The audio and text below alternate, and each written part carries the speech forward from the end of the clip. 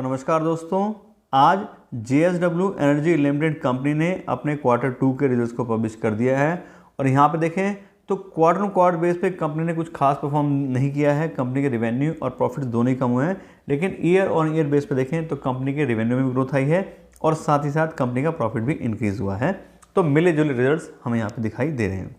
अगर हम बात करें नंबर्स की तो सबसे पहले चेक करते हैं कंपनी का रेवेन्यू।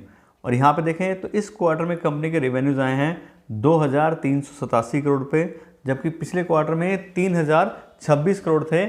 और पिछले साल के सितंबर 2021 के क्वार्टर में कंपनी के रेवेन्यू 2087 करोड़ थे।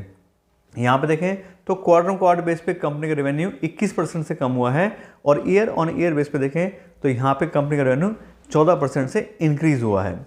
उसके अगर बात करें कंपनी के ऑपरेटिंग प्रॉफिट की तो कंपनी के ऑपरेटिंग प्रॉफिट देखें तो दोनों ही पैरामीटर पे कंपनी के ऑपरेटिंग प्रॉफिट डाउन हुए हैं, ईयर ऑन ईयर बेस पे भी और क्वार्टर ऑन क्वार्टर बेसिस पे भी। यहाँ पे देखें तो इस क्वार्टर में कंपनी के जो ऑपरेटिंग प्रॉफिट आए हुए हैं 889 करोड़ रुपीज़, जबकि पिछले क्वार्टर में 1022 करोड़ थे। और पिछले साल के सितंबर 2021 क्वार्टर में कंपनी के ऑपरेटिंग प्रॉफिट 930 करोड़ थे। यहाँ पर देखें तो क्वार्टर क्वार्टर बेस पे कंपनी के ऑपरेटिंग प्रॉफिट 13% से कम हुए हैं और ईयर ऑन ईयर बेस पे ये 4% से कम हुए हैं। तो दोनों ही पैरामीटर देखें तो कंपनी के ऑपरेटिंग प्रॉफिट में कमी आई है।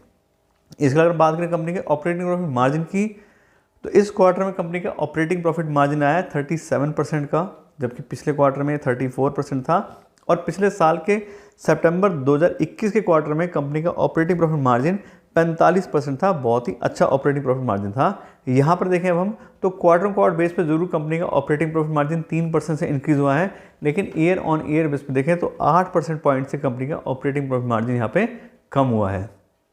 उसके बाद बात करें कंपनी के नेट प्रॉफिट की तो इस क्वार्टर में कंपनी का नेट प्रॉफिट आ रहा है 457 करोड़ रुपये, जबकि पिछले क्वार्टर में ये 555 करोड़ था। और पिछले साल के सितंबर 2021 क्वार्टर में कंपनी का नेट प्रॉफिट 337 करोड़ पे था।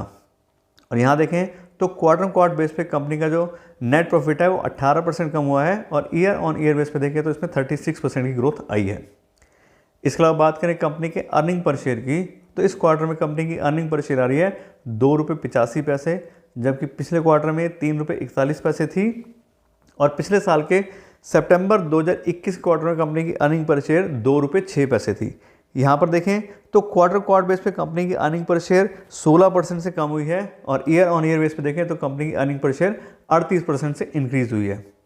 तो कुल मिला के हम देखें तो क्वार्टर क्वार्टर बेस पे देखें तो लगभग सारे पैरामीटर पे कमी आई है। कंपनी का रेवेन्यू भी कम हुआ है और कंपनी के नेट प्रॉफिट में भी कमी आई है, लेकिन ईयर ऑन ईयर बेस पे देखें तो पिछले साल के क्वार्टर के मुकाबले ये क्वार्टर अच्छा गया है। कंपनी के रेवेन्यू में भी ग्रोथ आई है और साथ साथ कंपनी का नेट प्रॉफिट भी इंक्रीज हुआ है। और अब बात करते हैं कंपनी की शेयर प्राइस की और साथ साथ कंपनी की वैल्यूएशन की।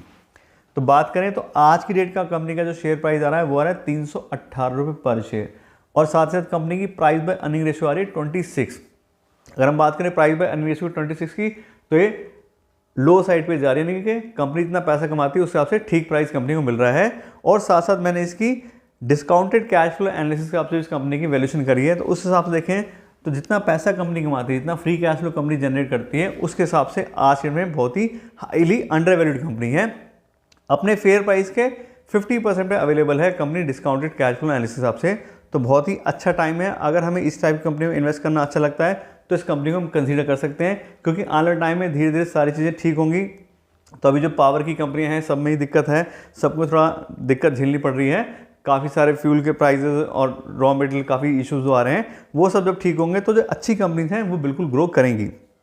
लेकिन सिर्फ आंख बंद करके हमने इन्वेस्ट नहीं करना है कि प्राइस कम चल रहा है, हमें और भी सारी चीज़ें चेक करनी पड़ेंगी, डिटेल में कंपनी देखनी है और फिर हम उसमें डिसाइड करेंगे कि हमें कंपनी इन्वेस्ट करना है या नहीं करना है।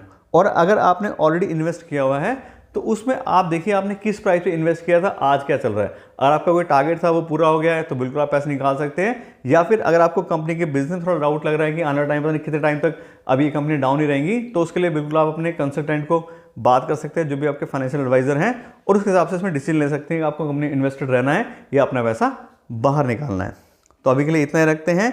Thank you so much.